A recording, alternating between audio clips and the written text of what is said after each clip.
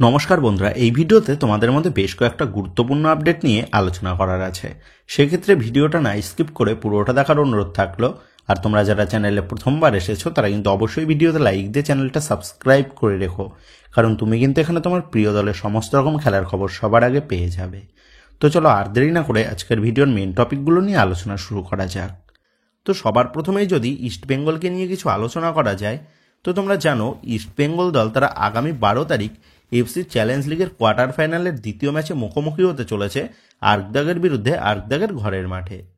আর এই ম্যাচটা খেলার জন্য ইস্টবেঙ্গল তারা কিন্তু গত শনিবার রওনা দিয়ে দেয় তুর্কমেনিস্তানের উদ্দেশ্যে, এবং গত রবিবার ভোরবেলায় তুর্কমেনিস্তানের বিমানবন্দরে পৌঁছায় ইস্টবেঙ্গল দল।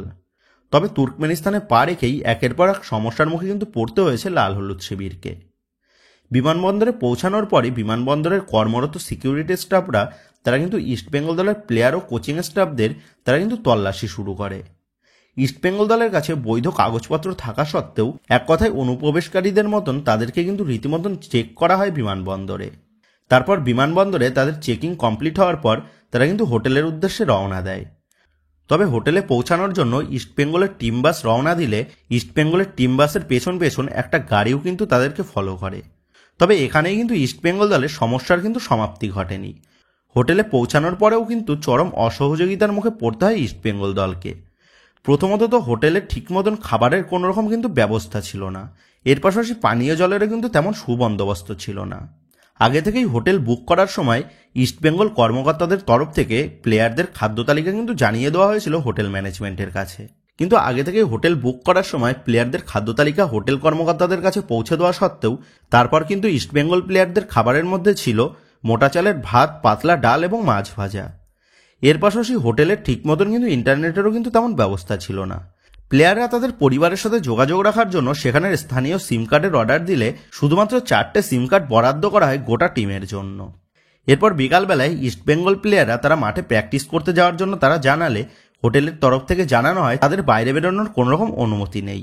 তো এক কথায় বলা চলে গতকাল বিকাল পর্যন্ত কার্যত বন্দি কারাগারের মধ্যেই ছিল কিন্তু ইস্টবেঙ্গল দল। তো এই বিষয়গুলো নিয়ে আর্কদাগ ম্যানেজমেন্টের কাছে জিজ্ঞাসা করা হলে তারা জানায় এই বিষয় নিয়ে তাদের কোন রকম খবর ছিল না।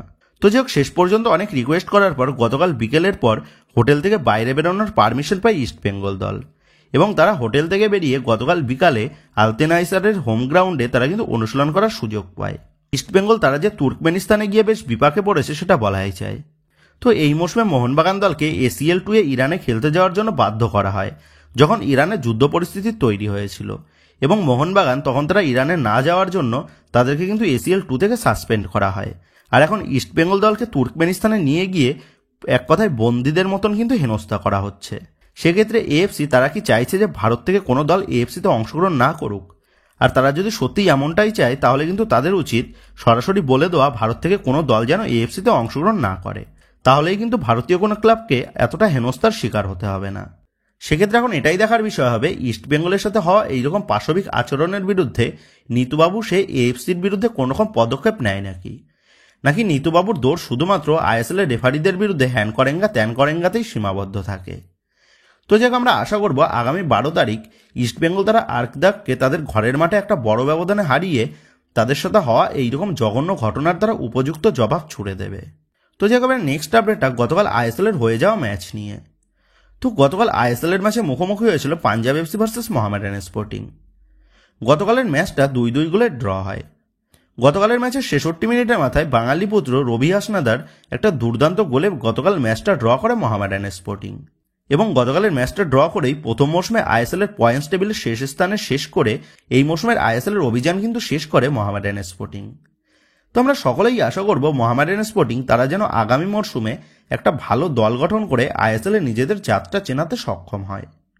তো যাই হোক, এই মুহূর্তে ISL এর পয়েন্টস টেবিলটা কিন্তু পুরোপুরি জমে উঠেছে, কারণ এখনো পর্যন্ত পয়েন্টস টেবিলের 1 থেকে 5টা দল নিশ্চিত হয়ে গেলেও ষষ্ঠ দল হিসাবে কোন দল কোয়ালিফাই করবে সেটা কিন্তু এখনো নিশ্চিত নয়।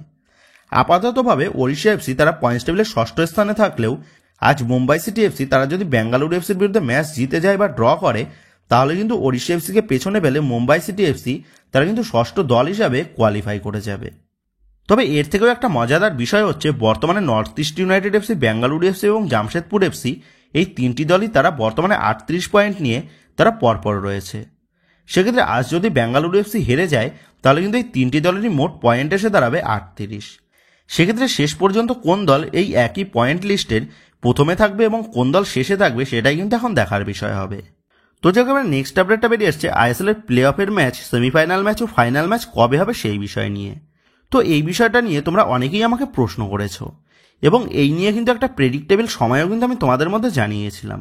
তো যেমনটা আপডেট ছিল এই মাসের শেষের দিকে নকআউট ম্যাচ দুটো হয়ে যাবে এবং এপ্রিল মাসের প্রথম সপ্তাহে শুরু হবে সেমিফাইনালের ম্যাচ, যেখানে এপ্রিল মাসের 2 অথবা 3 তারিখ প্রথম সেমিফাইনাল ম্যাচ এবং 6 অথবা 7 তারিখ দ্বিতীয় সেমিফাইনাল ম্যাচ হতে চলেছে।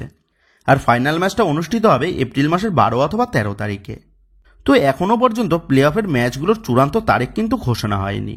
খুব সম্ভবত এই মাসের 12 তারিখের পর প্লে অফের ম্যাচগুলোর কিন্তু ফাইনাল ডেট অ্যানাউন্সমেন্ট করা হবে।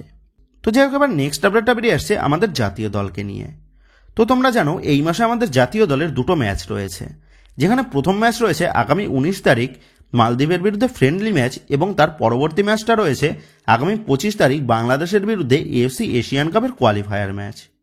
তবে এই ম্যাচগুলো খেলতে নামার আগেই বা প্লেয়াররা শিবিরে যোগ দেওয়ার আগেই মোহনবাগান সমর্থকদের জন্য কিন্তু একটা বড় দুঃসংবাদ বেরিয়ে আসলো। তো জাতীয় ক্যাম্পের জন্য প্লেয়ার গেলেই মোহনবাগান সমর্থকদের জন্য কিন্তু বেশিরভাগ সময়ই দুঃসংবাদ বেরিয়ে আসে, সেটা কিন্তু আমরা ইতিমধ্যেই দেখে আসছি। তবে এবার কিন্তু জাতীয় শিবির শুরু হওয়ার আগেই মোহনবাগান সমর্থকদের জন্য কিন্তু বেরিয়ে আসলো একটা বড়সড় দুঃসংবাদ। তো যেমনটা জানা গেছে কিছু চোটের কারণে জাতীয় শিবির থেকে বাদ পড়েছে মোহনবাগান দলের ভারতীয় ডিফেন্ডার আশিস রায় এবং আশিস রায়ের পরিবর্তে স্কোয়াডে ডাক পেয়েছে পাঞ্জাব এফসি দলের 20 বছর বয়সী রাইট ব্যাকের প্লেয়ার ত্যাগচাম অভিষেক সিং। তো আমরা সকলেই আশা করব আশিস রায় সেই জন্য দ্রুত সুস্থ হয়ে সে আবারও মাঠে ফিরতে পারে। আর এই বিষয়টা যে দুটো প্লেয়ারের জন্য বেশ ভালো হয়েছে সেটা কিন্তু বলাই যায়, কারণ আশিস রায় সে জাতীয় শিবির থেকে ছিটকে যাওয়ার জন্য সে কিন্তু একটু রেস্ট পাবে। এর পাশাপাশি অভিষেক সেও কিন্তু জাতীয় দলে সুযোগ পাবে। তবে অভিষেককে কোনো ম্যাচে সুযোগ দেবে নাকি কোচ মানালো মার্কোয়েজ রোকা সেটাই কিন্তু দেখার বিষয় হবে। তো এই অভিষেক সে কিন্তু এই মৌসুমে পাঞ্জাব এফসি দলের হয়ে দুর্দান্ত পারফরমেন্স সে করেছে, সেটা তোমরা দেখেছো। সেক্ষেত্রে আমরা সকলেই আশা করব অভিষেককে যেন পর্যাপ্ত সুযোগ দেয় কোচ মানালো মার্কোয়েজ রোকা। তবে এই জাতীয় শিবিরে প্লেয়ার ছাড়ার আগেই মোহনবাগান কোচ মলিনা তিনি কিন্তু বেশ কিছু মন্তব্য করেছিলেন জাতীয় শিবিরকে নিয়ে।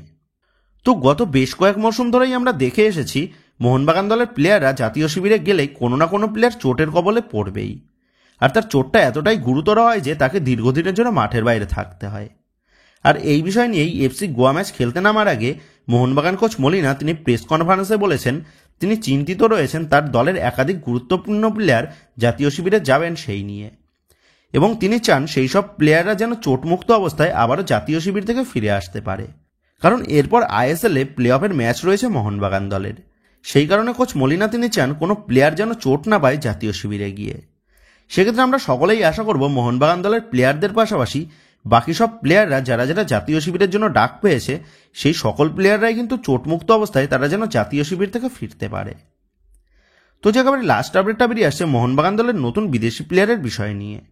তো গতকাল থেকে ইউটিউবে ছড়িয়ে গেছে মোহনবাগান ম্যানেজমেন্ট সৌদি প্রো লিগের টপ 4-এ থাকা দলগুলির মধ্যে থেকে যে কোনো এক দলের মিডফিল্ডারকে তারা টার্গেট করেছে আগামী মরশুমের জন্য।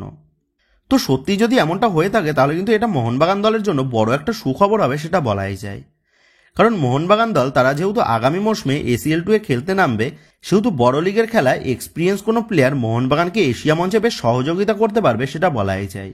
কিন্তু ফ্যাক্ট হচ্ছে কোনো প্লেয়ার যে বর্তমানে সৌদি প্রো লিগে খেলছে সে হঠাৎ করেই কেন এত বড় লিগ ছেড়ে সে আইএসএলে যোগ দিতে রাজি হবে।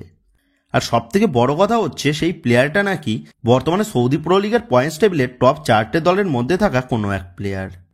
তো এই বিষয়ে তোমাদের জানিয়ে রাখি এই খবরটা কিন্তু কোনো রকম অথেন্টিক জায়গা থেকে জানানো হয়নি। সেক্ষেত্রে এই খবরটা নিয়ে মোহনবাগান সমর্থকদের কিন্তু এখনই কোনো রকম আনন্দ করার কোনো বিষয় নেই। তবে হ্যাঁ, মোহনবাগান ম্যানেজমেন্ট তারা আগামী মরশুমের জন্য একটা বিগ সাইনিং করানোর চেষ্টা করছে। তবে আপডেট অনুযায়ী সেই প্লেয়ারটাকে কনভিন্স করানোটা কিন্তু বেশ চাপের। তবে মোহনবাগান ম্যানেজমেন্টের টার্গেট করা সেই বিদেশি প্লেয়ারটা সৌদি প্রো লিগের নাকি এই বিষয়ে কিন্তু কোনো রকম কনফার্ম আপডেট এখনও পর্যন্ত নেই।